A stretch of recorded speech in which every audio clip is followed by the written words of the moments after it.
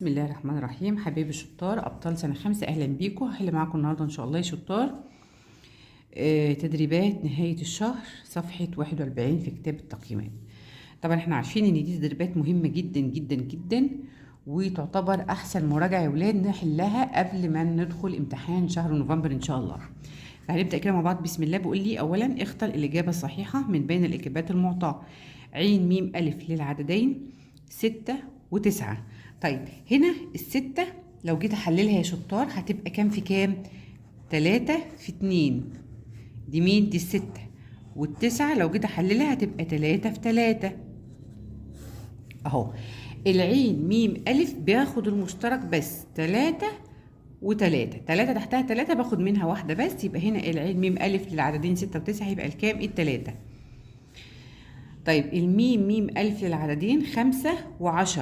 الميم ميم ألف، خد بالك أنا عندي الخمسة ده اهي عدد أولي، والعشرة بتكبر القسمة عليها، أيوة، يبقى العين الميم ميم ألف هنا هتبقى كام؟ هتبقى العشرة. طب لو قال لي عين ميم ألف هتبقى الكام؟ هتبقى الخمسة. ده في حالة إن لما يكون عندي عدد إيه؟ أولي. طيب مسألة الضرب التي تعبر عن النموذج المقابل. بصوا النموذج المقابل عندي اهو. هجمع هنا العددين دول وهجمع العددين دول. العددين اللي في الطول 30 زائد 3 تبقى 33 في 27. يبقى دي مسألة الضرب 33 في 27 اللي هي الإجابة رقم باء. نيجي في السؤال رقم 4. نبدأ من هنا من الشمال. 25 في 7 زائد 25 في 10 زائد 25 في 100. يبقى دي 25 25 25. يبقى المفروض هجمع كام؟ هجمع 100 زائد 10 زائد 7 هيبقى 117. يبقى 100 وإيه يا ولاد؟ و17. يبقى 25 في 117 الإجابة رقم ج. 45 في 99 الناتج بتاعي هيكون كام؟ 45 في 99. بصوا بقى يا شباب، هتيجي كده في الهامش سيادتك وهتضربها. هتقول له 99 في 45. التسعة في 5 بكام؟ التسعة في 5 ب45. 5 بطلع بالأربعة. الخمسة في 9 ب45. 45 وأربعة يبقى 49. وهقول له زائد 4 في 9. حط صفر طبعا. الأربعة في 9 ب36. 6 بطلع بالتلاتة. الأربعة في 9 ب36 و3 يبقى 39. هجمع 5 وصفر هي الخمسة. 9 و6 15. 5 بطلع بالواحد. 1 و4 5 و9 يبقى 14. 4 بطلع بالواحد. 1 و3 4. يطلع الناتج 4455. 4455 اللي هي الإجابة رقم د. طيب رقم 6. أوجد ناتج تقدير باستخدام التقريب. 80 في 42. عايزين نوجد الناتج ده باستخدام التقريب. طيب هنا هنقرب الأقرب إيه يا ولاد؟ الأقرب 10. هنقرب هنا الأقرب إيه؟ 10. ال 88 ده هي الأقرب 10 هتبقى 90. في ال 42 ده هي الأقرب 10 هتبقى 40. طيب 90 في 40 هحط الصفرين، والأربعة في 6 ب36 يبقى 3600 اللي هي الإجابة رقم باء. العدد الذي إذا قسم على 32 كان خارج القسمة 125 والباقي 13 هيكون إيه؟ يعني العدد هقسمه على 32، هضرب ال 32 في ال 125 واجمع على الناتج 13. يبقى عشان اجيب العدد ده هعمل ايه يا ولاد؟ هضرب ال 32 في ال 125 واجمع على الناتج كام؟ 13. هنيجي في الهامش ده اهو كده اهو، وهقول له 125 في 32. الاتنين في 5 ب10. صفر بطلع بالواحد. الاتنين في 2 ب4 وواحد 5.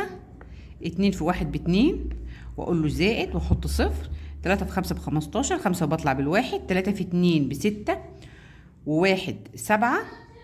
3 في 1 ب3 وهجمع صفر وصفر صفر. 5 و5 10. صفر بطلع بالواحد. 1 و2 3 و7 10. صفر بطلع بالواحد. دول 4000. خلاص هجمع على ال4000 ال13 هيطلع الناتج 4013 اللي هي الإجابة رقم د.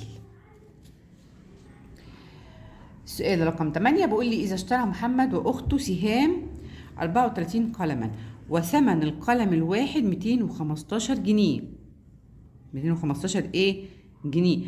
فإذا قسم ثمن الأقلام عليها بالتساوي فكم دفع كلا منهما؟ طيب هو اشتروا مع بعض 34 قلم وثمن القلم 215. يبقى انا هعمل العمليه دي يا اولاد عمليه مركبه. يعني ايه؟ هضرب الاول عشان اجيب ثمن الاقلام كلها، فانا هضرب ال 34 في 215 علشان اجيب ثمن كل الاقلام، وبعدين هقسمهم على 2. يبقى انا هقول له هنا 215 الاول اهي في 34 اهو، واقسم بعد كده على 2. الأربعة في 5 ب20، صفر بطلع بالاتنين. 4 في 1 ب4 و2 6. 4 في 2 ب8 واقول له زائد، احط الصفر. 3 في 5 ب15، 5 وبطلع بالواحد. 3 في 1 ب3 و1 يبقى 4. 3 في 2 ب6، هقول له الصفر. 6 و5 11، 1 بطلع بالواحد. 1 و8 9، 9 و4 13، 3 بطلع بالواحد. 1 و6 ايه؟ 7. 7310 ده تمن الأقلام. خلاص، لكن هو مش عاوز تمن الأقلام، هو عاوز كم دفع كلا منهما. يبقى أنا هقسم 7310 ده هي شطار على الاتنين. يلا نقسم. 7 على الاتنين فيها الكام؟ فيها التلاتة وتبقى 1. أحطه هنا يبقى دي 13 على الاتنين فيها الستة وتبقى 1. بقت 11 على الاتنين فيها الخمسة وتبقى 1. بقت 10 على الاتنين فيها الخمسة. يبقى كل واحد فيهم هيدفع 3655 جنيه. 3655 جنيه اللي الإجابة رقم ج. تمام كده. رقم 9 بيقول لي 4.5 في كام عشان تبقى 450. خد بالك أنا هضرب، لو ضربت في 10 فانا هطير العلامه قصاد الصفر بتاع ال10 كده خلاص ايه راحت. يبقى انا هزود صفر كمان عشان يبقى ايه 450. يبقى انا هضرب في 100. طيب 34.6 في 5. الخمسة في 6 ب30، صفر بطلع بالتلاتة. الخمسة في 4 ب20 و3 23، 3 بطلع بالاتنين. الخمسة في 3 ب15 و2 17. وطبعا عندي علامة عشرية بعد رقم هتبقى بعد الصفر هيبقى 173 اللي هي كام؟ اللي هي الإجابة رقم د. اشترى عمر 7 وجبات طعام، سعر الوجبة 35.9 جنيه. فإن المبلغ الذي دفعه عمر، هو شاري 7 وجبات، هقسم 35.9 ده اهي على 7. يبقى سعر الوجبة الواحدة هقول له 35.9 على اهي على 7 اهي. خلاص، وابدأ اقسم 35 على 7 فيها الكام يا شطار؟ 35 على 7. سعر الوجبة 7 وجبات، سعر الوجبة لا انا اسفه يا ولاد، ده هنا الوجبه الواحده هي اللي ب35.9 وهو شاري 7 وجبات. يبقى انا هضرب، مش هنا هضرب مش هقسم. هنا هقول له في 7 مش هقسم. سامحوني معلش يا ولاد، دي كده هضرب عشان اجيب سعر ال7 وجبات. ال7 ب9 بكام؟ ال7 ب9 ب63، 3 بطلع بالستة. ال7 ب5 ب35 و6 يبقى 41، 1 بطلع بالاربعة. ال7 في 3 ب21 و4 يبقى 25. وعندي علامة عشرية بحطها في الآخر خالص، يبقى أنا هيدفع 251.3 اللي هي الإجابة رقم د. تمام. رقم 12 2 في 5 هضرب الاتنين في 5 بكام؟ ب10. وعندي هنا علامة عشرية بعد رقم وهنا علامة عشرية بعد رقم، تبقى العلامة العشرية بعد رقمين أهي. يبقى هتبقى 10 من 100. 10 من 100 لف دور كده دور كده يا ميس، مفيش هنا 10 من 100. لا، في اللي هي ايه 1 من 10. يبقى 10 من 100 دي بتساوي 1 من ايه شطار؟ 1 من 10. طيب نكمل مع بعض اهو. طبعا هي ايه هناخدها على مرتين كده يا ولاد المراجعه دي، لان هي ما شاء الله مراجعه كبيره طويله يعني. كده احنا خلصنا، هنحل بس الاختياري مع بعض اهو. بقول لي 56.8 كيلو جرام بيساوي كام جرام؟ الكيلو جرام 1000 جرام، الكيلو جرام 1000 جرام. اما احول من الكيلو للجرام انا بضرب في 1000، يعني انا هضرب هنا في 1000. طيب بضرب في 1000، العلامة هتتحرك 3 أرقام جهة اليمين، فالمفروض تيجي كده العلامة عندي منهم رقم 1 هحط الصفرين عشان يبقوا 3 أرقام، وبعدين أكمل العدد تبقى 8 6 5، يبقى 56,800 جرام اللي هي الإجابة رقم د. طيب رقم 14 إناء سعته 3700 ملي لتر، فإن سعته باللتر اللتر 1000 ملي. أما أحول من اللتر من الملي لللتر أنا هقسم على 1000، فأنا هقسم هنا ال 3700 ده على 1000 يا شباب عشان أحولها من الملي لللتر. هشيل صفر قصاد صفر، هشيل صفر قصاد صفر، هتفضل 37 على 10 اللي هتبقى 3.7 لتر. الإجابة رقم ج. طيب ثانيا أوجد عين ميم ألف وميم ميم ألف للعددين 6 و12. هحلل الستة وأحلل ال12. الستة 2 في 3 وال12 3 في 4 أو 6 في 2، 6 في 2 هيبقى 2 في 3 في 2 عشان تبقى 12. طيب العين ميم ألف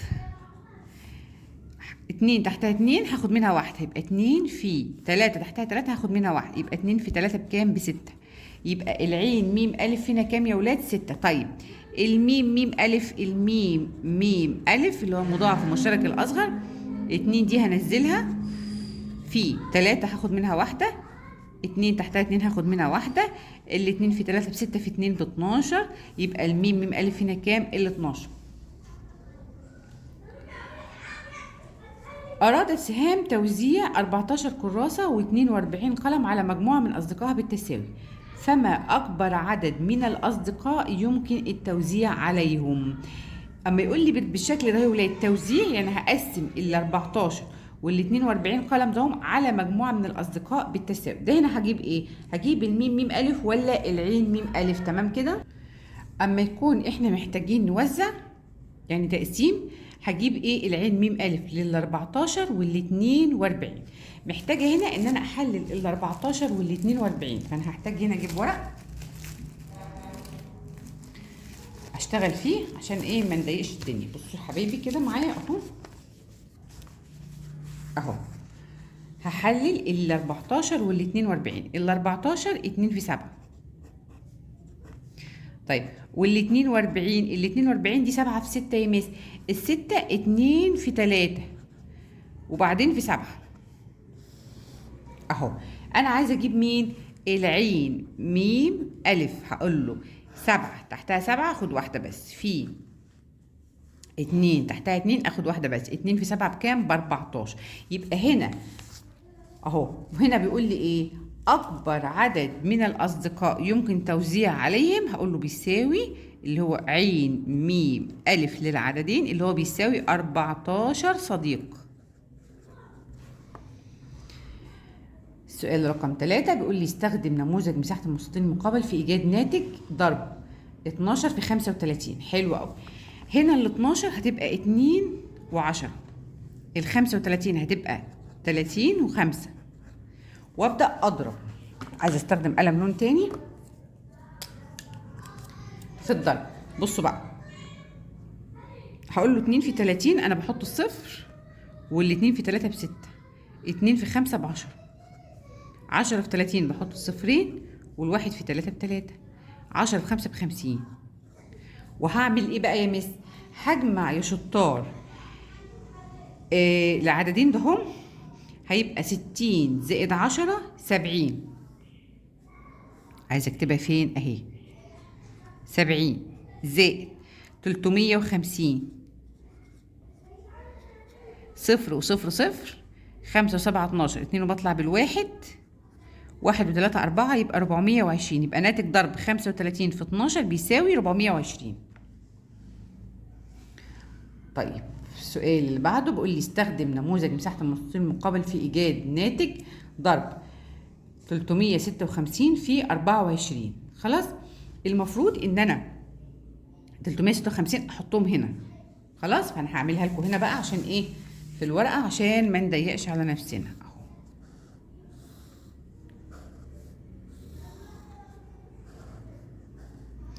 أنا هضرب كام في كام يا ولاد؟ 356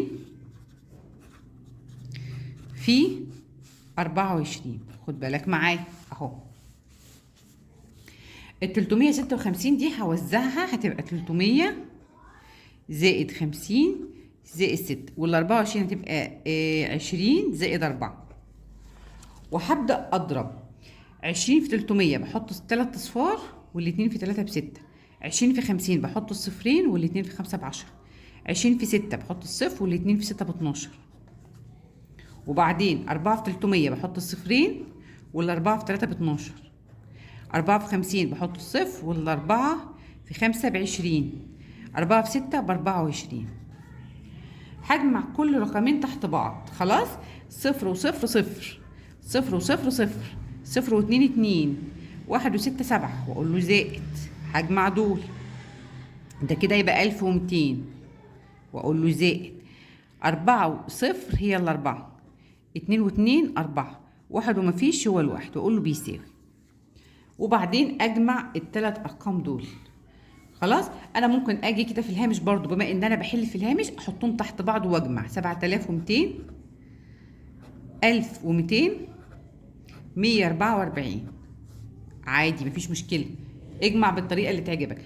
صفر وصفر وأربعة هي الأربعة، صفر وصفر وأربعة هي الأربعة، 2 و2 4 و1 5، 7 و1 8، يبقى 8544. 8544. يبقى ناتج الضرب ده هيكون كام يا شباب؟ هيكون 8000 اهو، بيساوي 8544. طيب السؤال رقم 5، باستخدام خاصية التوزيع أوجد ناتج ضرب 531 في 14 اهي. طب بعملها ازاي دي يا ميس؟ اهو تعالى خليك معايا في الورقة هنا برضو. 500 كام؟ 31 في 14. هنقسم العددين دول، فدي 531 هتبقى 500 زائد 30 زائد 1 اهي، في 14 دي هتبقى 10 زائد 4. وابدا اوزع. هوزع ايه؟ الضرب على الجمع، يعني هقول له 1 في 4 ب4 زائد 1 في 30 بدي حط الصفر والأربعة في 3 ب12 زائد 4 في 500 بحط الصفرين والأربعة في 5 ب20 دول كده، واقول له زائد برضو 10 في 1 ب10 زائد 10 في 30 ب300 زائد 10 في 500 ب5000. وابدأ اجمع دول. هجمع دول 5000 و2000 خلاص هيبقوا 7000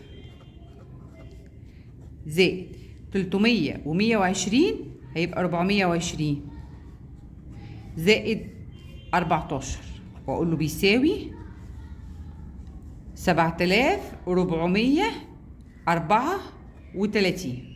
7434، وده باستخدام خاصية الايه يا ولاد؟ التوزيع. يبقى الناتج ده هيكون 7434. تمام كده؟ دي رقم 5. طيب رقم 6 بقى برضو ضرب كده، هنمشيها على طول كده اهو. 5 في 6 ب30، صفر بطلع ب3. 6 في 8 ب48 ومعايا 3 يبقى 51. حط صفر تحت الأحاد. 2 في 5 ب10، صفر بطلع بالواحد. 2 في 8 ب16 1 17. اجمع صفر وصفر صفر 1 و0 1 5 و7 12 2 وبطلع بالواحد يبقى 2210. بعد كده 0 في 94 دي كلها صفار، واقول له زائد، هحط صفر تحت الحاد. 4 في 4 ب16، 6 بطلع بالواحد. 4 في 9 ب36، 1 37 وهجمع عدا صفر، دي كده 6 7 3. نيجي هنا نفس الكلام، 4 في 5 ب20، صفر بطلع بالاتنين. 4 في 3 ب12 و2 14، 4 بطلع بالواحد. 4 في 1 ب4 و1 5، وهقول له زائد احط صفر. 1 في 135 ب135 وهجمع صفر تحته صفر. 4 و5 9، 5 و3 8، 1 ومفيش هي الواحد. نيجي هنا 9 في 1 ب9، 9 في 2 ب18، 8 بطلع بالواحد. 9 في 5 ب40، 1 41 صفر. 3 في 1 ب3، 3 في 2 ب6، 3 في 5 ب15. 9 وصفر 9، 3 و8 11، 1 بطلع بالواحد. 1 دي كده 8، دي كده 9، دي كده 1. خلاص. طيب نفس الكلام بقول لاوجد الناتج المياتي باستخدام الخوارزميه المعياريه اللي هي زي اللي فوق كده. ضرب شبه اللي فوق ده اسمه الخوارزميه المعياريه. خلاص كده. طيب ده خلاص عرفنا ان احنا هنضرب بالطريقه دي. هنحط العددين تحت بعض ونضرب. في رقم 8 اوجد ناتج كل مما ياتي باستخدام 3 استراتيجيات مختلفه. هنستخدم استراتيجيه الخوارزميه المعياريه اللي هي زي اللي فوق كده، استراتيجيه اللي هو مساحه المستطيل زي النظام ده كده زي ما عملناه هنا برضو، وممكن استراتيجيه التوزيع. تمام. يبقى الاستراتيجيات المختلفه اهي: المعياريه، مساحه المستطيل، التوزيع. والتلاتة شرحناهم في المسائل اللي فوق. تمام. انا هستكفي معاكم بالقدر ده من الاسئله، وهنكمل ان شاء الله في الفيديو الجاي باقي الصفحه دي والصفحه الثانيه باذن الله مع بعض. الفيديو الجاي ان شاء الله. ربنا يوفقكم وشكرا لكم يا حلوين، والسلام عليكم ورحمه الله وبركاته.